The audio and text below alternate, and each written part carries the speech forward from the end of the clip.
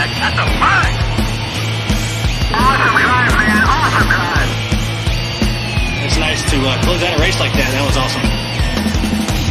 This is the Team Blaney Podcast.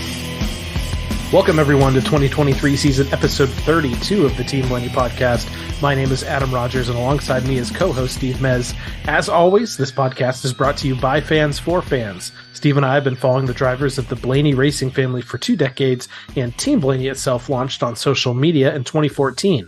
Each weekly episode of the podcast offers an in-depth analysis of Ryan Blaney's latest NASCAR Cup Series race, plus news, notes, and a lineup of special guests all throughout the year.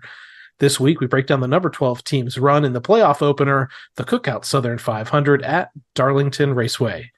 Steve, welcome back, and welcome to the NASCAR Cup Series playoffs. Playoffs! Did somebody say playoffs? Yeah, what a week. Jim Moore comes to life every year, this time of year. Yeah, you got to go. So, you had more fun than the rest of us. We did. We've been going to Darlington for the last few years. We skipped the spring race, and I was like, but we'll get there for the Southern 500. And it didn't disappoint. Second week in a row with perfect weather. Second week in a row with a huge crowd. I mean, I think last year's crowd may have been sold out as well, but we watched that one from the pits, and this one we're back up in the stands for. And yeah, there was just a mass of humanity that were there. And, you remember the human rain delay? Yeah. Mike Hargrove was called the human rain delay. Yes. You're the human red flag delay. I mentioned perfect weather, but yeah, when the red flag comes out later in this race for the lights going out, I was like, we've managed to find a way to still get a race red flagged for a non-racing incident. Yeah. Without weather being the reason, but thankfully it was only about a 7 or 10 minute break there. But yeah, beyond that, great weekend. The Ryan Blaney Family Foundation had their tent set up. Tons of people visited throughout the weekend. Talked with Patty a little bit. They're pretty excited about the turnout that they had all throughout the weekend there. And we've, as we usually do, picked up some new foundation/Blaney merch and tried to send as many fans that we saw over to the tent there. So always great to see them at the racetrack. 2 great races. We took in the Xfinity race as well. And I've said it before, just something about that place, it just feels historic. When you're walking down that hill, you go under the archway, you climb the 1,000 stairs to get up to the grandstand. But it just feels historic. I mean, this is one of the oldest races next year. It's going to be the 75th anniversary Southern 500. So if you haven't been to one yet, I would say next year might be the year to do it, because they'll probably have some really special merchandise and ceremonies and things. So this was the 74th, and it didn't disappoint as far as, an overall fan experience for sure. And I know you got to go to one last year, and it was awesome last year, and it was awesome this year, and look forward to ones in the future. But playoff opener, what a grueling race to do it. And this one for Blaney fans had all the ups and downs of a whole season kind of all within one race. And I think everyone still kind of came out of the race with a smile on their face and some momentum headed toward Kansas after this. Yeah, there's some weekends in the next 8 weeks before the finale that have to be gritty. And this was a gritty weekend. This was we're going to try to do what we need to do to get the speed we need to get out of the car, and then we're going to be gritty and just battle and do whatever it takes and figure it out. And this weekend definitely did all that and then some. So I give a lot of credit to not only Ryan and his abilities, but the whole 12 crew led by Jonathan Hassler. They just, no matter what happened, whatever was thrown at them, they rebounded. They did what they needed to do to get the Ryan to position and get him back up there. So, we start off Saturday practice in Group B. Group A's got the 20 car looking really fast with the individual lap. I kind of trying to keep track of where some of the playoff cars were too. Like the 4 car was like only 10th quickest at that point. The 1 car was 13th quickest. The 5 car hits the wall in Group A practice. Ryan will climb into the car, before his practice starts, and Josh will talk to him a little bit. He'll ask Josh a question or two about what was going on, because they're down in the bowl and they can't necessarily, he can't necessarily see everything going around up above. So he'll ask Josh, who was doing what. And Josh tells Ryan the 5 was the fastest overall in the group.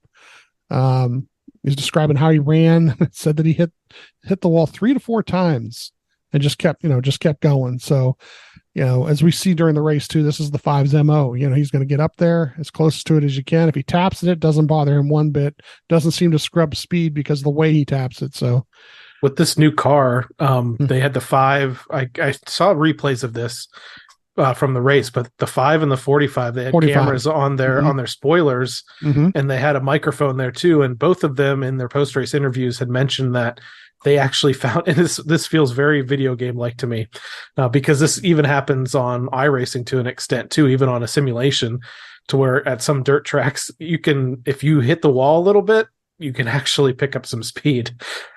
So they kind of did it, and with this next gen car and the composite body and everything, it's not going to cut tires down. So if they found a new way to make the Darlington stripe work for them, as opposed to hurting them.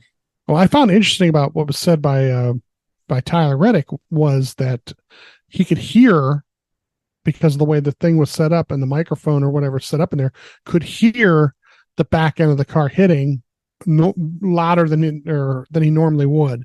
So I don't know if that kind of gave a little bit of advantage to know when to back off a little bit or when to hit it harder or something. But that was kind of interesting to hear too, that because of the way that camera was set up and the microphone was set up in it, he could hear it in the car louder than, over the noise of the engines.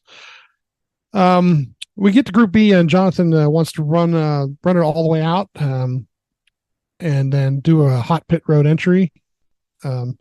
So 5 minutes in, the single lap is only like P9, which is 16th overall between the two. The 23, the 2, the 11, the 14, and the 19 are like the fastest ones at that point. The 22 is like 12th quickest, but it's only 2/10 from the 23 car back to the 2 car, so a little bit of a gap there, but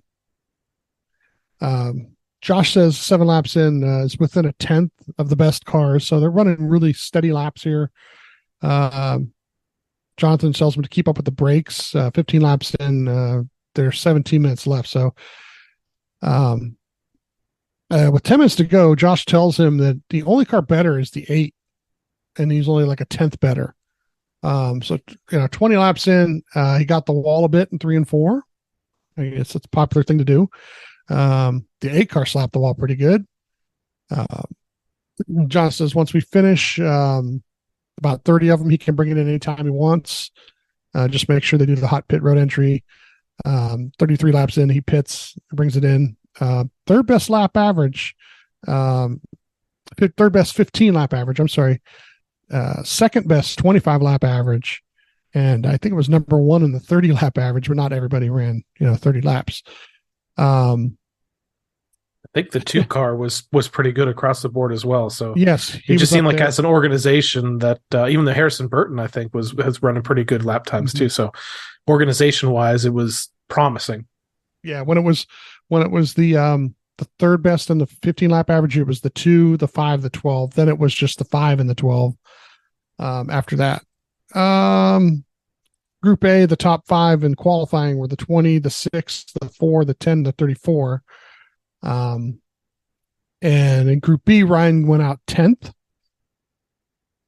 and 28.870. Boom, top of the charts at that moment. Let's talk about the clouds weren't helping any too, because the clouds, I guess, were coming in, and he's feeling like some of the cars that were going to go after him were going to get a little more grip. But when it's all said and done, the top 5 was the 45, the 12, the 11, the 22, and the 17. So when they go off for the pole here, the sun kind of comes back out for everybody.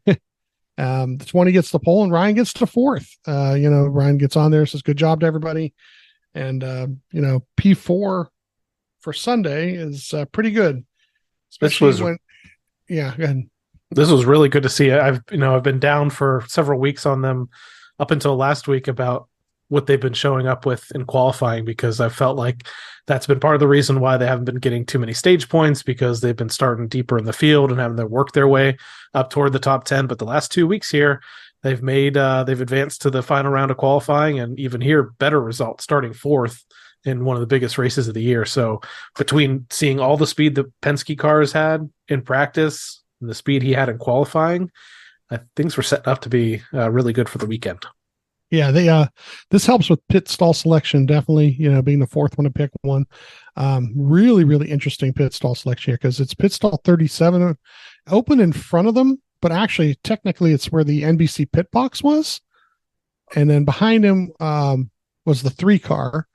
And this is a section of pit road, I believe, where in front of them the pit wall like juts out. So they're like they're on an island corner. back they're like there. behind. Yeah, they're like behind the corner from everybody, which is kind of cool. May become advantageous later on, actually. in this race last year, they were in that same island, but they actually were the first pit stall in. Yeah, they were all the way at the back. So they were just kind of on separate ends of that, but it is like right on that turn there for sure. So we got what do we got here? Stages of 115, 230, and 367, 13 sets of tires, fuel 70 75 laps, which they're never going to go fuel run here. To the rear was the 8 car for an unimproved adjustment, totaling problem. 20 took the low lane for the initial start, which kind of surprised me, but he was going to kind of jump in front of the 11, I think is what actually ended up happening here. And Ryan actually says this in here to remind him to stay calm, and this comes into play later on too, where they've got some things set up between just language between them that they know that this is a long night, and don't get too wrapped up in an emotion that causes you to do something that you're going to either regret later, or it's going to hurt you later, or hurt the car. So by lap 2 here, he clears the 6. He's back up to 4th here, and he's running behind the 11 car. And at lap 10, he is a little over a second back of the 11 car here, and about 3.26 back of the leader. And Josh tells him nothing's really coming from behind you, just nice and smooth here. Now, at lap 20, they're 1 second a lap slower than at lap 1. So within 20 laps, they lose a second of speed.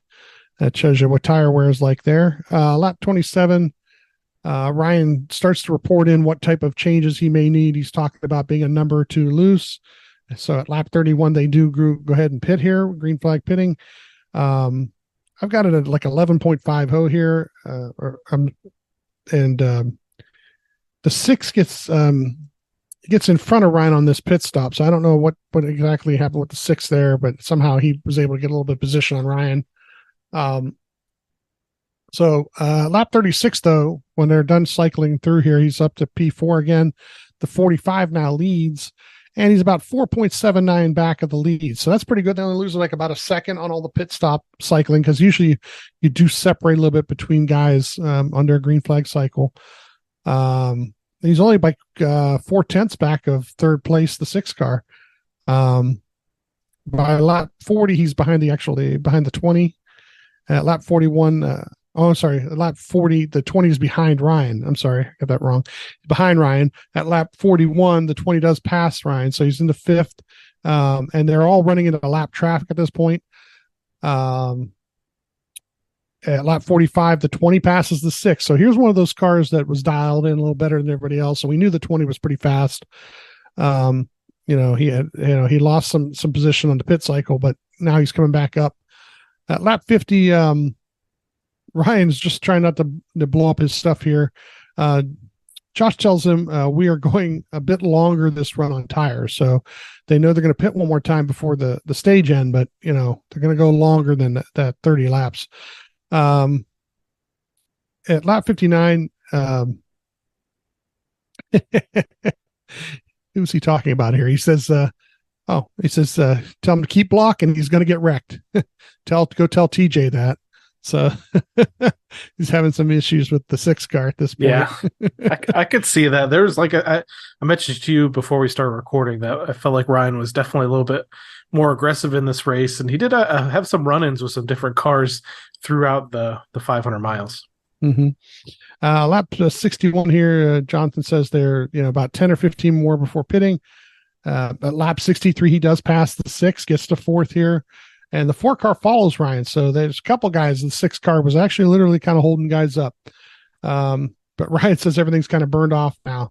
At lap 68, they go ahead and pit here, and it's a 9.80 pit stop. When they get to lap 73, the cycle is pretty much ended there. He's up to 5th. At lap 80, Josh tells him the 22 hit the wall and hurt his car a bit. Lap 88, the 20 passes, so now he's back to 6th here. Josh comes on and says, "Hey, it's all good. We got a good car." Because you lose a position and you're not really going to gain a lot of positions. Everybody's kind of equaled out now because we've done a couple pit stops. It gets a little frustrating. He says, "Hey, Ryan says I'm all good here." He says, Josh says it's 3.5 back to the 6 car, so kind of gives them a distance to manage, so that they don't burn up their tires here. And Ryan says that. He says, "I'm just trying to take care of it." At lap 90, the 45 and the 11 are racing for the lead. And, Ryan is only 4.6 back of the 45 car who's in first. So, they're not doing too bad from where they're at. Lap 96, he hit the wall a little bit in 3. And he's a little over a second back of 5th place, the 20 car. By lap 100, though, he starts to gain on that 20 car. He's only about 3/4 of a second back. And at lap 104, he does go ahead and pass him.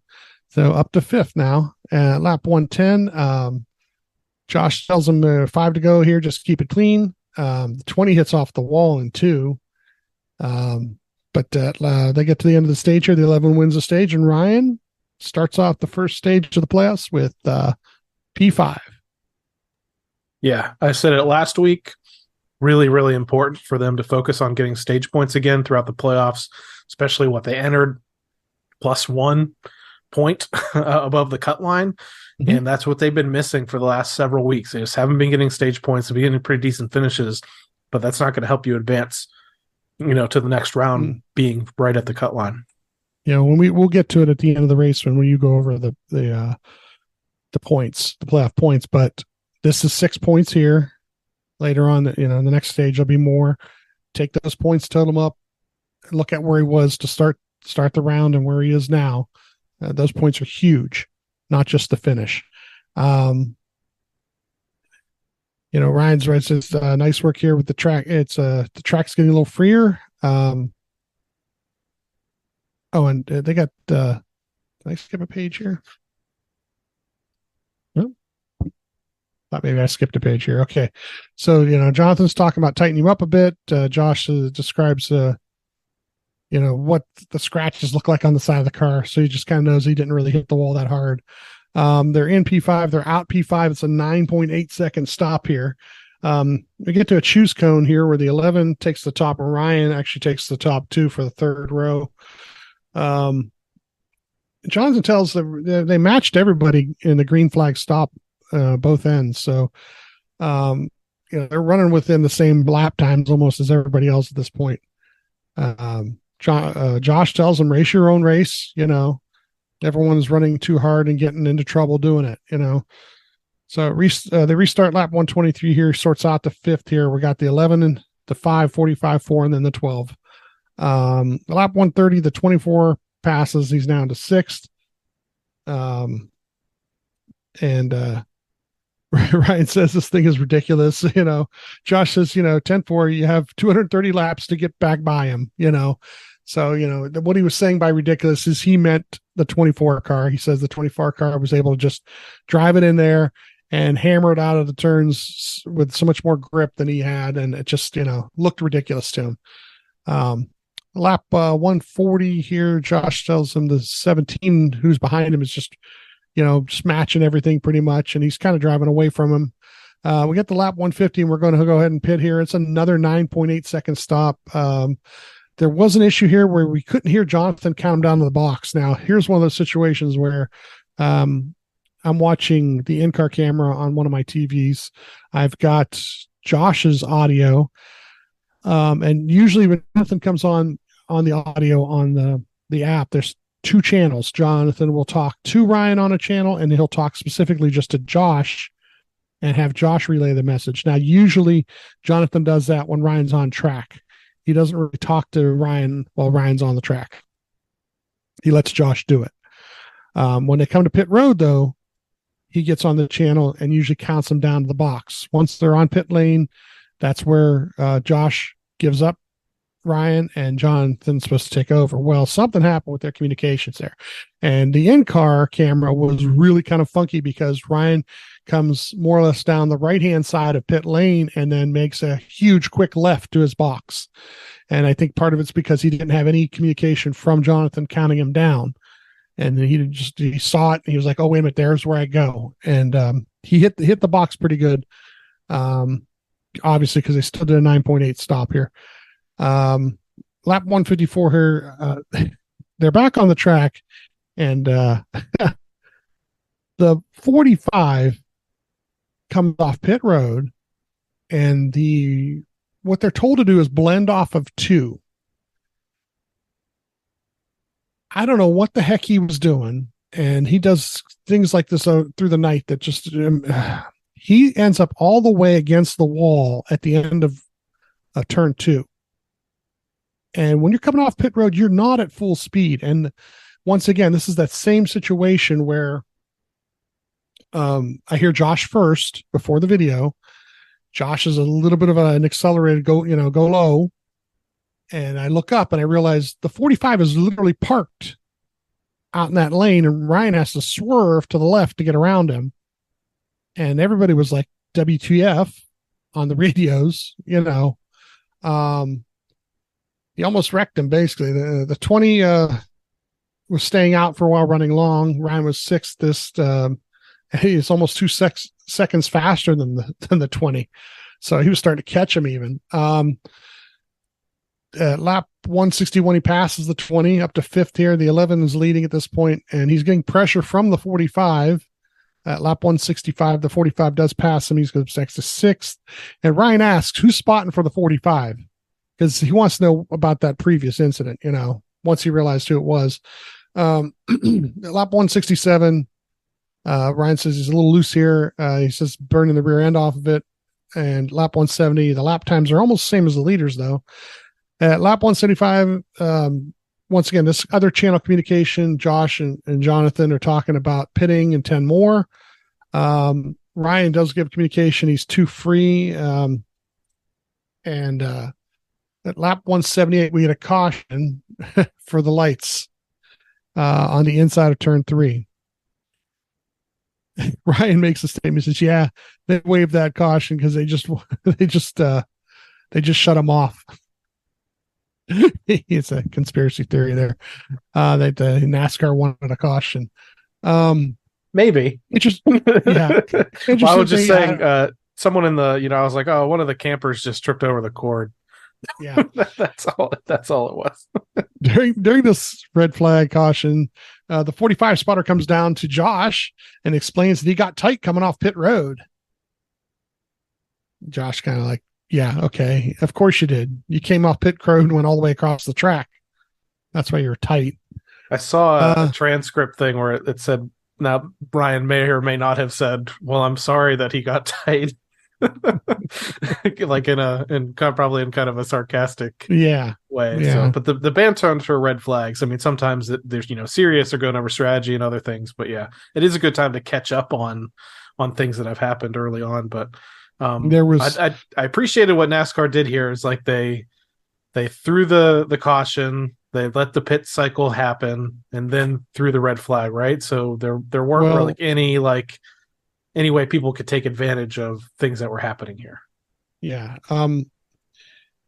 What they were what was interesting is they did the caution first, so they pit, right? And they pit in 6th, come out 7th, about a 10.4 stop. I think the 43 was the one who had a little bit better stop there. They ask about the lights here, and about 95% of them say it's okay. The people who were did one of those inside lights turned on was the 5 car, actually, because he was saying he couldn't see the seam up near the wall, which is how he must line himself up with running against that wall the way he does. So like I said, they did rate red flag for that reason until they got him on. But we finally do get a restart lap 192 here. Ryan passes like the 8 and the 43 here, and gets himself up there for a little bit. The 43 passes back, so he's back to 7th. Lap 200, the TV shows the 8 car thing from Michigan because Ryan's racing around the 8 car now, and they like to build a little drama there. Lap 205, the 9 car's running behind Ryan. Jonathan tells him we're doing pretty good here, running, by about 6 ahead of the 9 car, which is when he says like by 6, he's saying car lengths, but a lot of times it's actually like 0.6 seconds also, like on a tracker. So, lap 213, Ryan, scrapes the wall in 3 a little bit. At lap 217, we get a caution for the 78 car. And Ryan says we got tight here.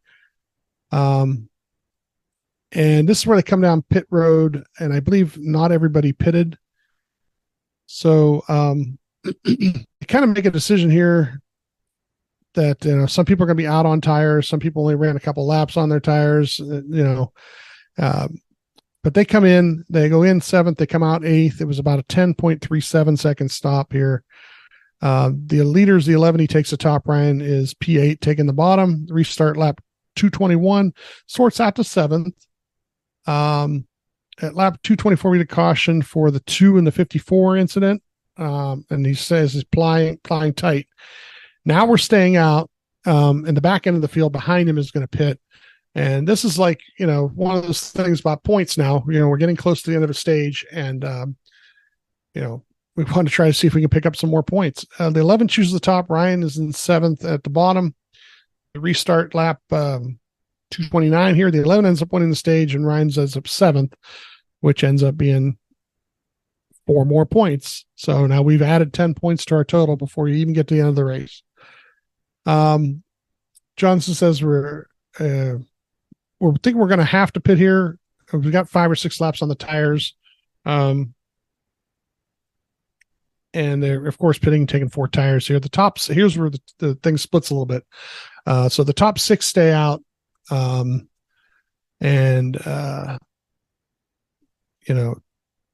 See the 24, he's P24 after everything cycles out. And Ryan says, of course, it's going to be a little hard. This is Ryan. He's, here's the funny thing is, like, these strategies on the radio, are discussed. They're not, this is what we're going to do, and you have to do it. Okay. He asks Ryan, if the car is better or not better, there's something they can do to the car. And then they discuss, okay, well, if we do this and they do that, this is what's going to happen.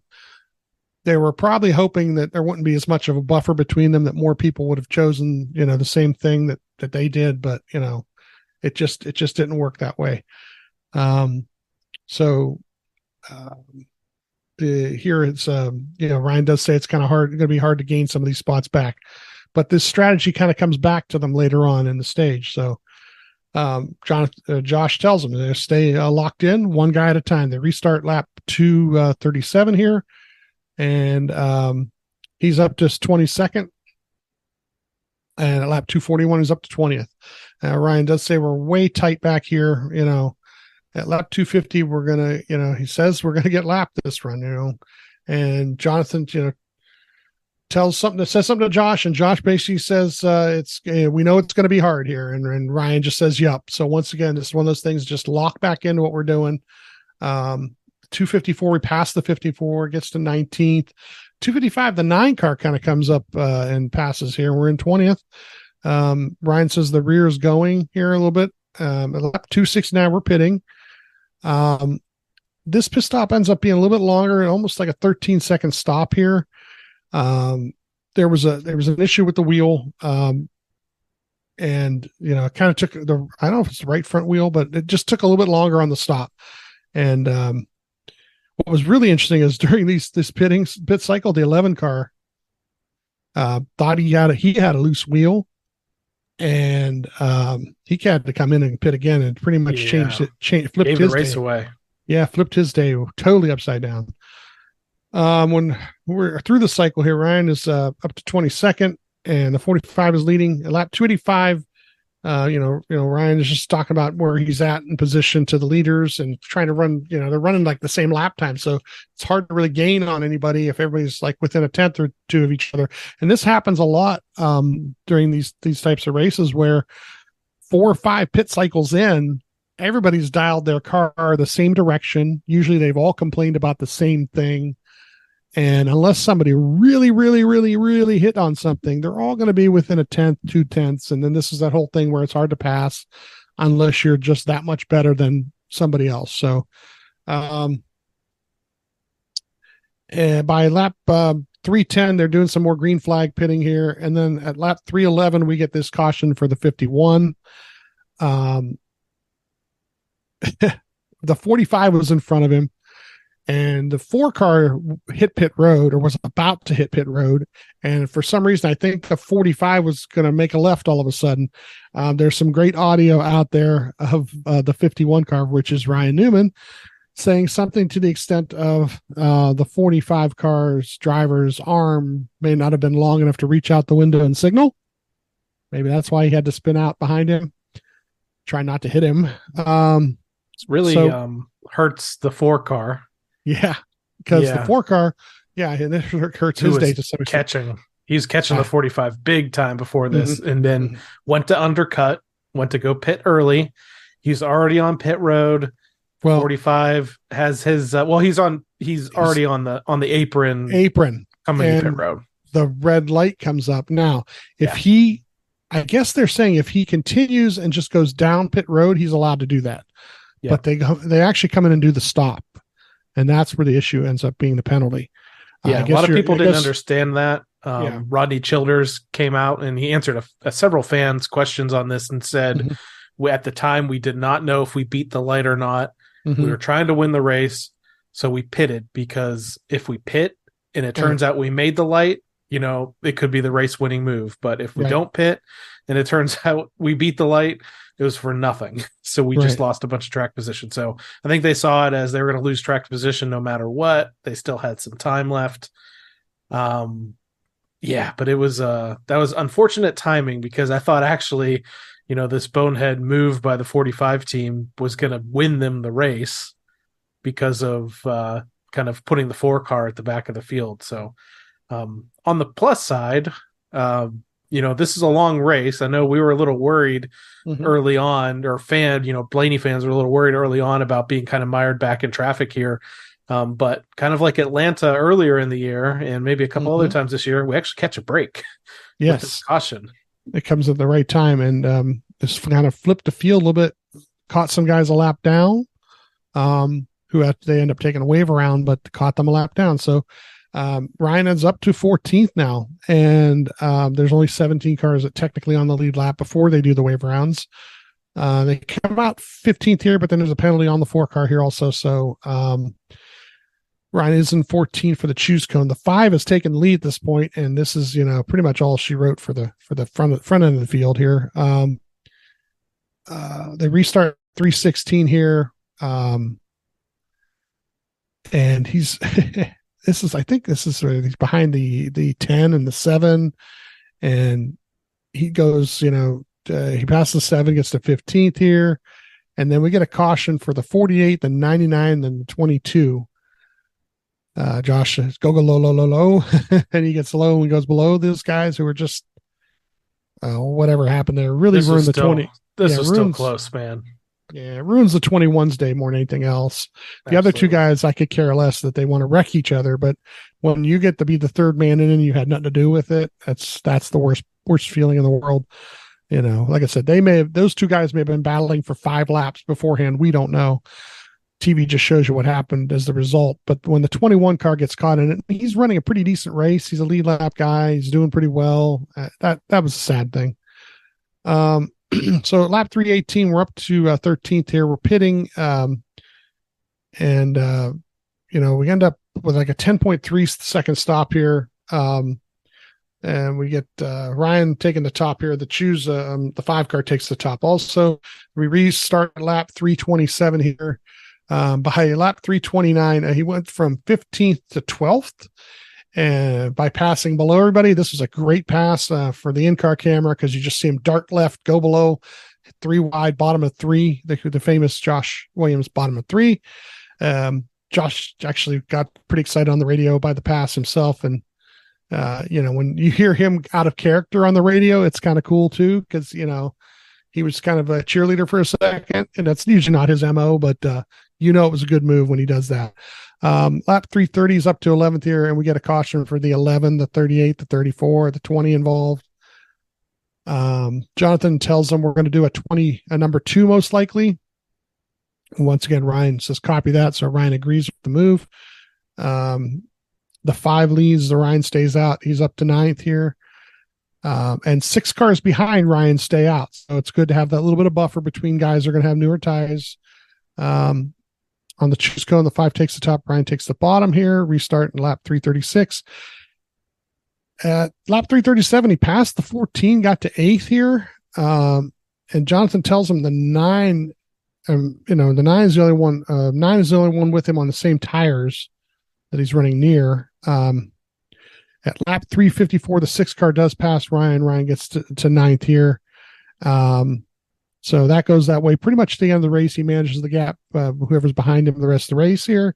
5 car wins, and Ryan P9, and he's pretty happy. He tells everybody good job on the radio for the whole weekend of work that they did. Once again, we're getting the points here in a second once you go over the playoff points. But we had 10 extra points in the stage. So when you read off these playoff points, it's kind of interesting.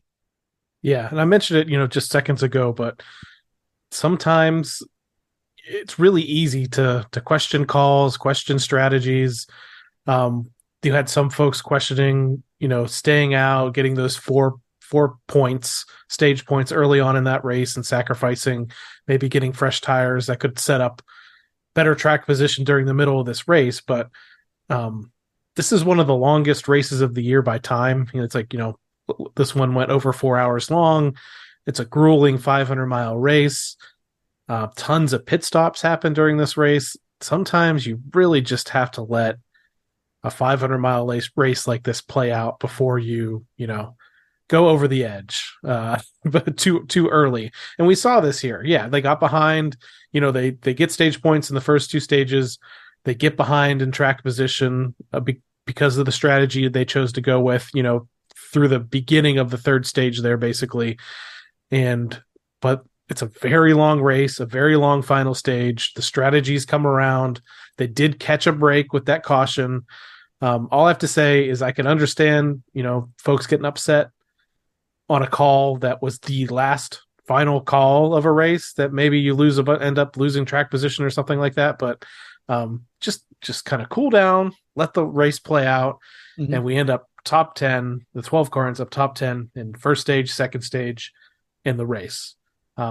Yes, they qualified in the top 5. They had speed early on to kind of run top 5. It was like really top 6 to 7th. But you did see as it transitioned tonight, Ryan, even on the radios, which, all drivers do, starts kind of complaining about the handling going away, is no front end grip anymore.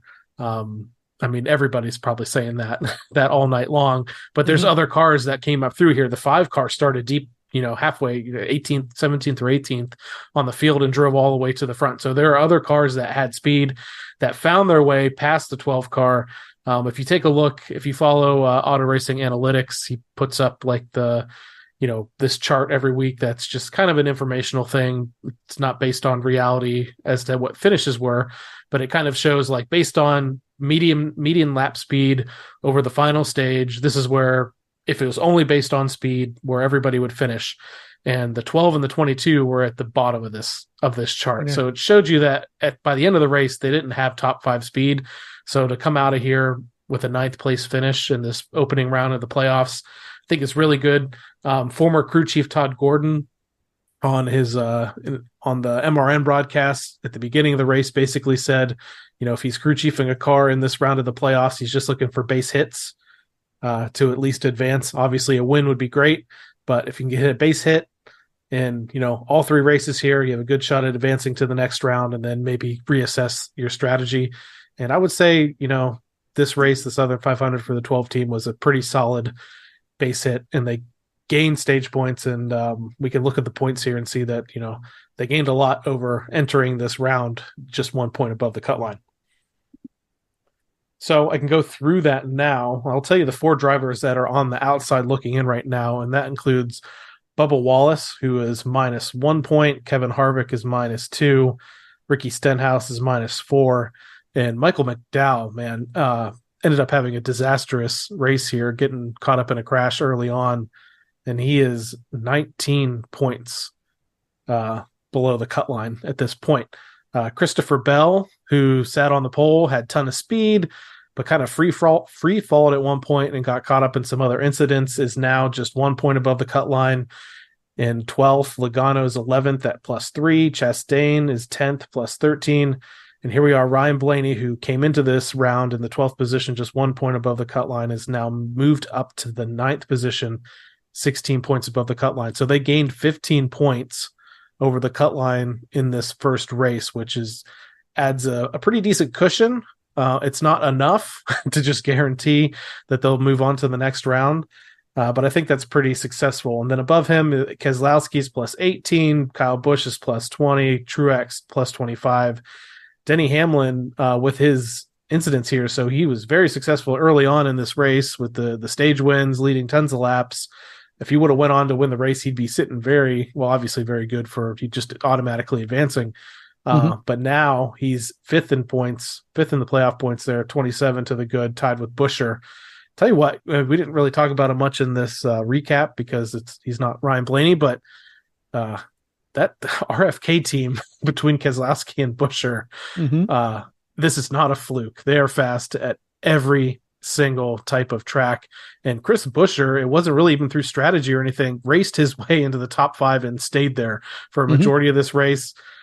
Finished 3rd or 4th. He's 4th in the playoff standings now, +27 to the good. Reddick's +30, Byron +45, and Kyle Larson has automatically advanced to the next round with that victory. So yeah, again, it's Blaney +16 to the good over the cut line now. On my board here, I haven't really swapped it out yet. It's still showing last week's numbers on it. But 4 guys have, you just got to beat 4 guys or win a race. What's interesting is the moves of people who went downward, because the 19 was second or tied for first actually. And now he is all the way down to 6th. And he was 36 points above the cut line. Now he's only 25. Or not 36. I mean, I'm sorry, that's wrong. 29. So now he lost 4 points to the cut line, but he's lost positions too. So, there's people he was in front of who've passed him. Same with the 11 car. He's lost a spot or 2. So, and then, like I said, the guy's moving up, but now I hate to say this about Ricky and Michael McDowell, but I kind of thought that those 2 for sure were going to start to have issue. Harvick is all of a sudden dropped off with what happened to him on pit road. At least it's not his car being on fire like it was last year, but it's still not encouraging when they are not necessarily, one of the faster teams now.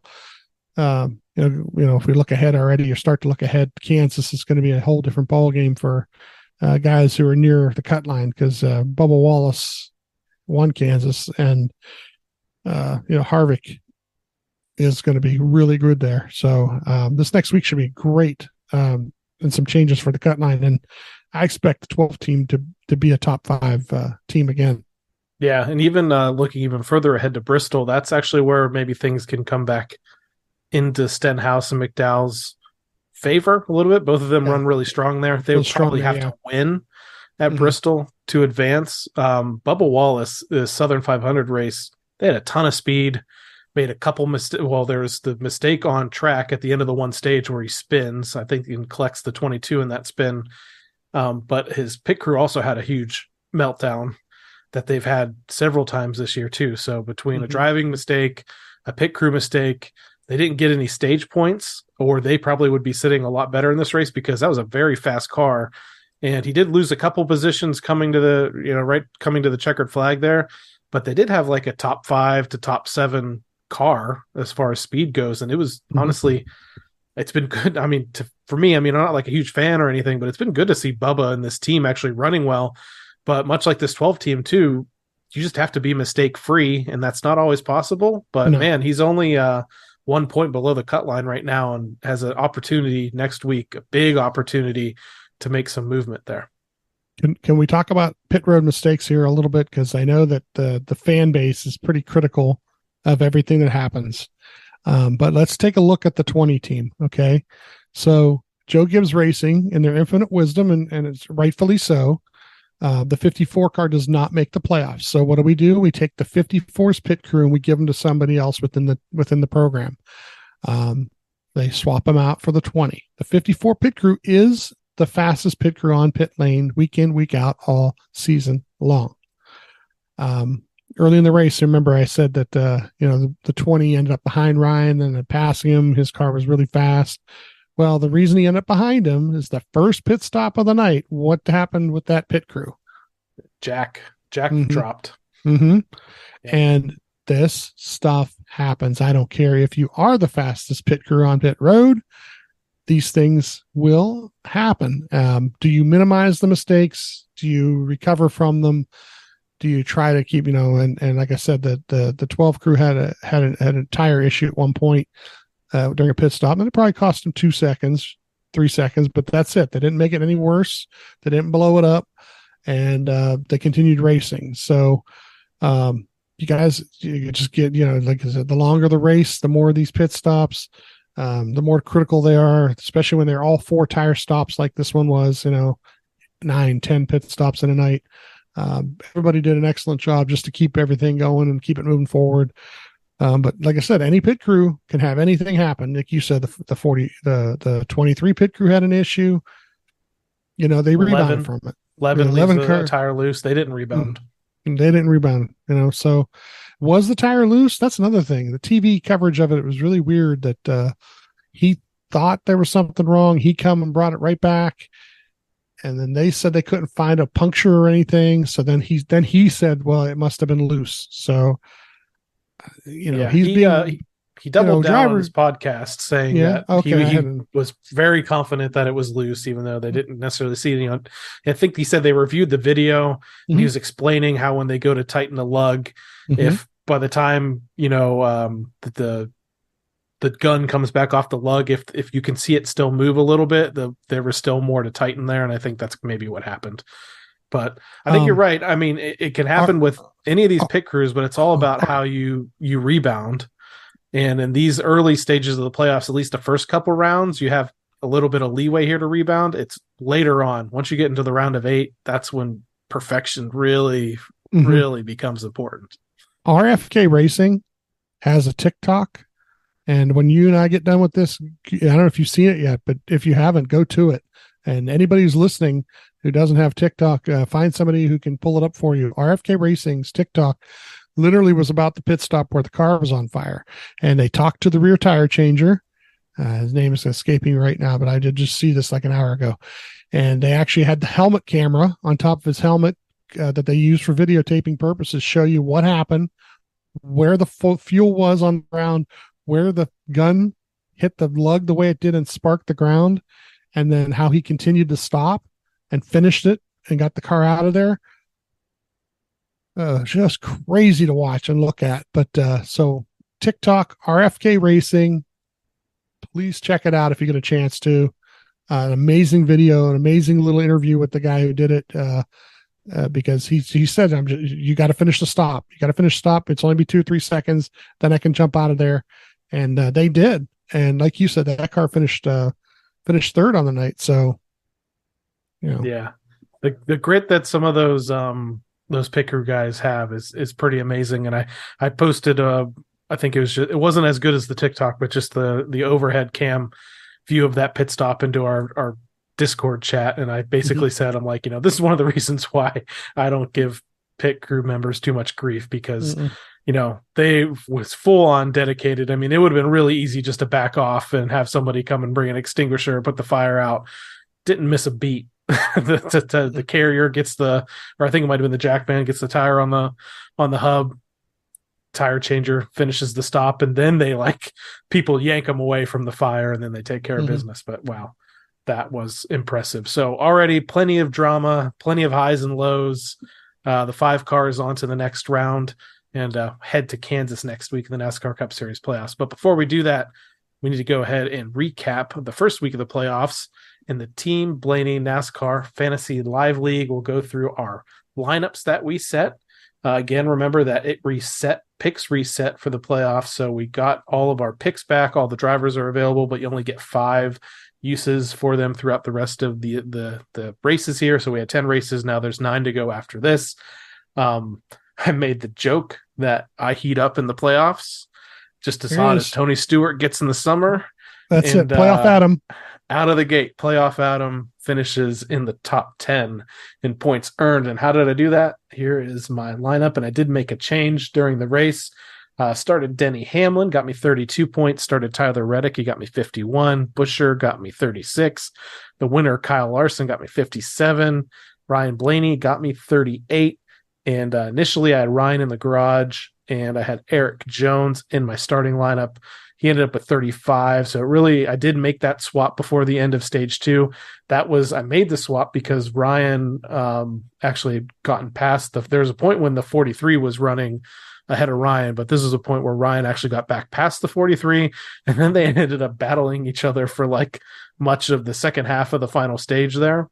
So I was a little concerned because it looked like the 43 had some more speed and might pass Ryan and pass a few more cars, and that maybe I made a bad decision swapping them out at the end of stage 2, but it ended up working out for me, putting Jones in the garage and elevating Blaney. So I did pick up 3 more points because of that decision.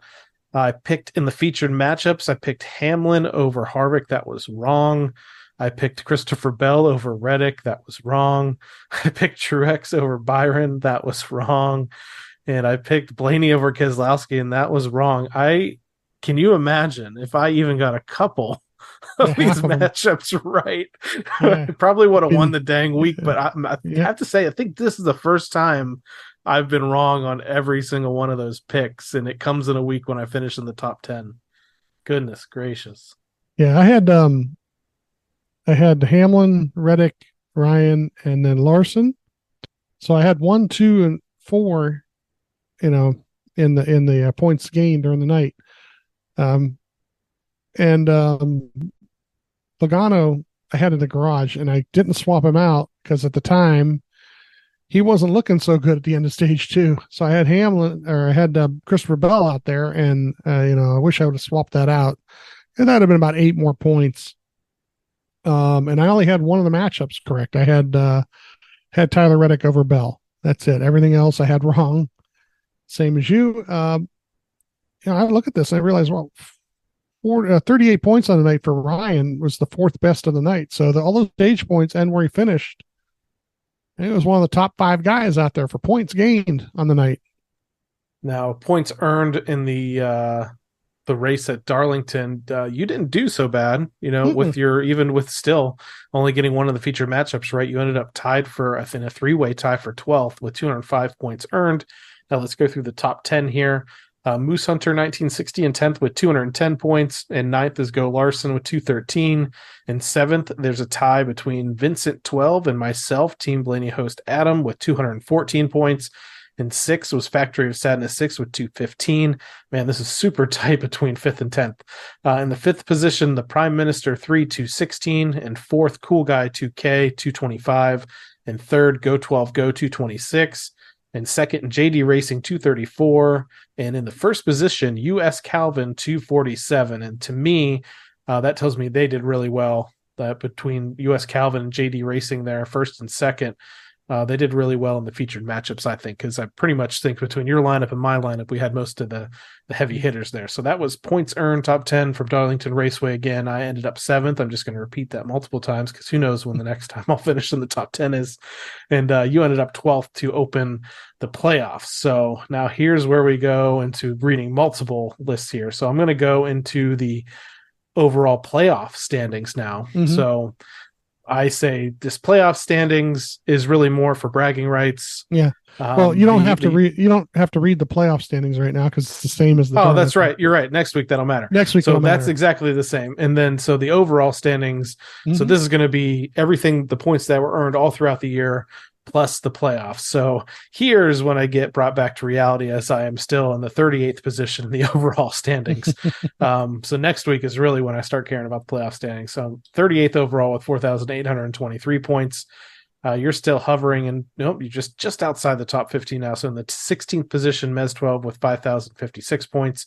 And now here's the top 10. JD Racing, 5,135. 9th, Go 12 Go, 5,144.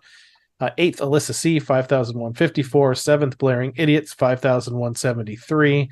6th, Penske Fan 24, 5,208.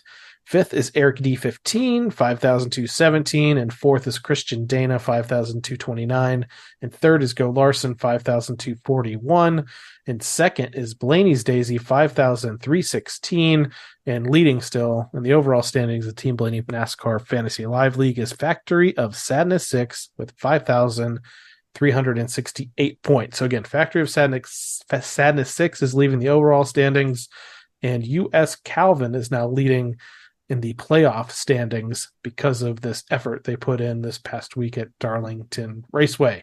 So that's where we stand with Darlington. Now all of our attention shifts to the second race of this round of 16 of the NASCAR Cup Series playoffs, and that is happening at Kansas Speedway. NASCAR coverage kicks off on Friday, September 8th at 9 p.m. Eastern Time with the NASCAR Craftsman Truck Series Kansas Lottery 200.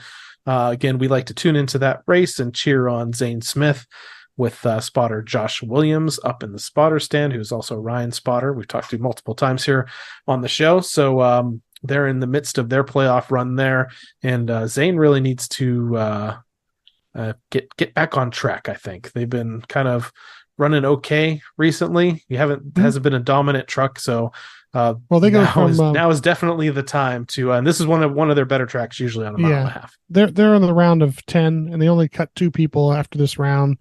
I think he's safely going to be in the round of 8. Yeah. But then you're right. The next 3 races after that are going to be huge. And then from there, we move to Saturday, noon Eastern Time, the NASCAR Cup Series practice and qualifying session at Kansas. You can catch that on the USA Network. Followed at 3:30 p.m. Eastern Time, the NASCAR Xfinity Series Kansas Lottery 300 at Kansas Speedway. That will be on NBC. And then Sunday, 3 p.m. Eastern Time, the second race in the playoffs, the NASCAR Cup Series Hollywood Casino 400 at Kansas Speedway. That will be on the USA Network. So between fantasy drivers and Ryan's effort here, I'm looking for some guys to watch this weekend. Let's pull up Ryan's statistics here. 17 starts at the Kansas Speedway, an average start of around 10th, an average finish of around 16th, 3 top 5s, 7 top 10s. The last 4 races here, let's go 5 races since it'll go back to an even time in 2021. Finishes of 21st, 37th, 12th, 9th, and 16th. So a little bit all over the board here. But it's not a bad track for the 12 team. I think they've just kind of run into some issues here that have kind of really messed with their finishes and not necessarily told the whole story of where they usually run.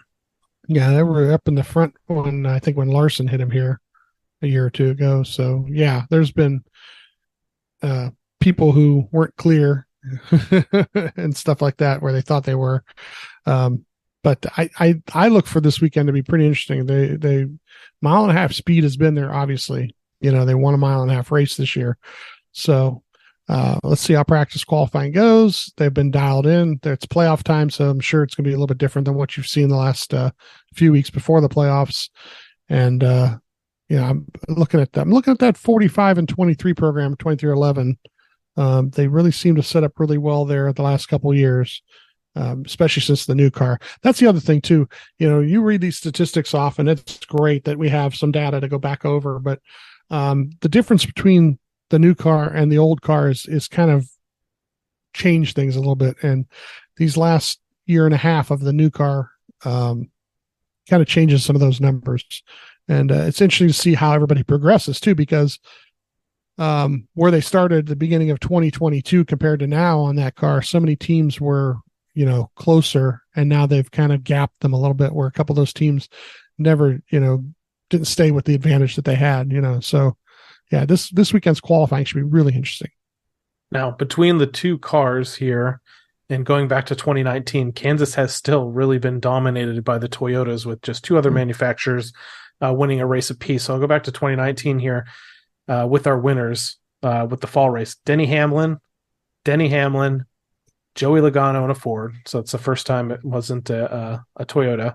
Kyle Busch in a Toyota, Kyle Larson in a Chevrolet, then Kurt Busch, Bubba Wallace, Denny Hamlin again, all in Toyotas. So since 2019, dominated by Toyotas across the board. The last three races there in the next-gen car, all Toyotas, two of them being 2311 Toyotas, and then their owner, Denny Hamlin, won the spring race there earlier this year in a Joe Gibbs Racing Toyota. So I think you're 100% right.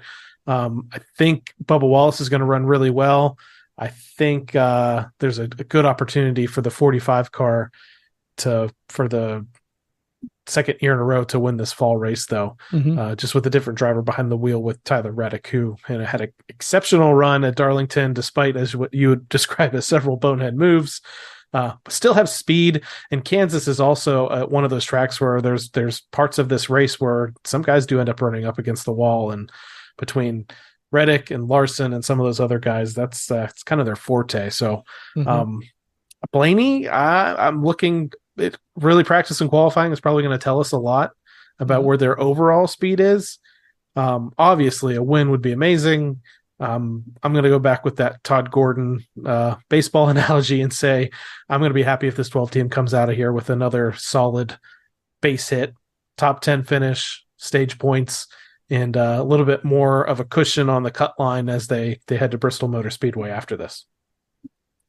Yeah, the weather looks pretty decent for Saturday and Sunday. They're like mid 80s, sunny. So, looks like it should be pretty equal for everybody on weather. And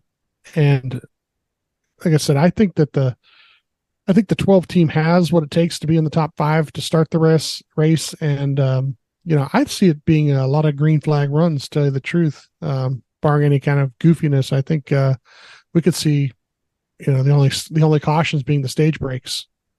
Yeah, I know when we first debuted the next gen car at tracks like Kansas, there's some shenanigans happening with lots of guys spinning out and tires going flat and all of that. But I think we're beyond that at this point. I think they've got a handle on these cars, and I think you're right.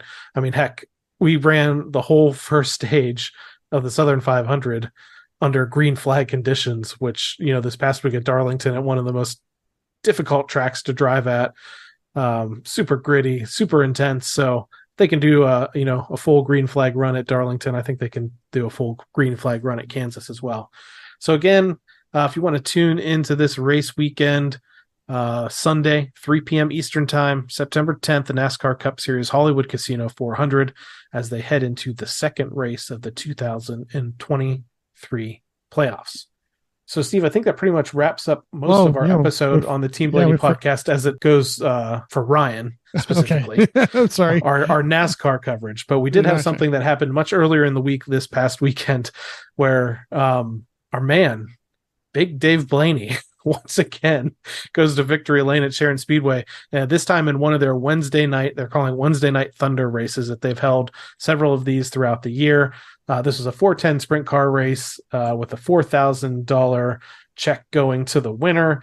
Dave Blaney starts in the 10th position in this feature event, races his way to the victory. Brother Dale in the 32 car starts 12th, finishes second. So two Blaneys on the podium there. Both of them have multiple wins this year at Sharon Speedway. This is Dave's third. Dale, I believe, has 2 there on the year at Sharon. So it's been a bit of a renaissance this year for the Blaney brothers when it comes to sprint car racing, and they're doing it at their home track. And, you might just see this as, it's a midweek show. It's, mostly locals.